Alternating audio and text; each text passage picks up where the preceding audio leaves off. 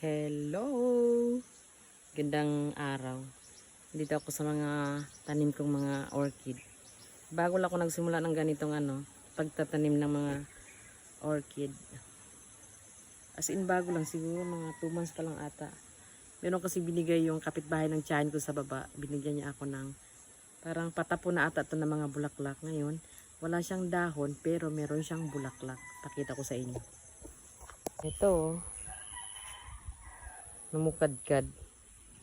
Wala pa yung tinusok ko lang dyan. Tinusok ko lang. Wala pa siyang ugat or yung kita. Ayaw ko nang disturbuhin, baka nagsimula ng mangugat tapos madisturbo baka hindi na mabuhay. Ayan, may bulaklak siya. Ito pa. Ayan. Hindi ko alam kung anong kulay yung bulaklak niya. Dendrobium. Dalawa. Nandito pa. Ito. Sinubukan ko lang itusok dyan, baka mabuhay. Ito na may mga orchid ko. Orchid.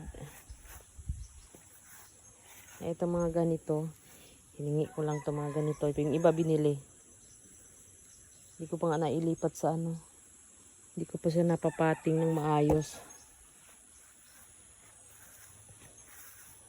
Ito pa sa baba. Bigay-bigay lang. Subukan ko lang itusok, baka ma-survive. Mabuhay pa. Yan.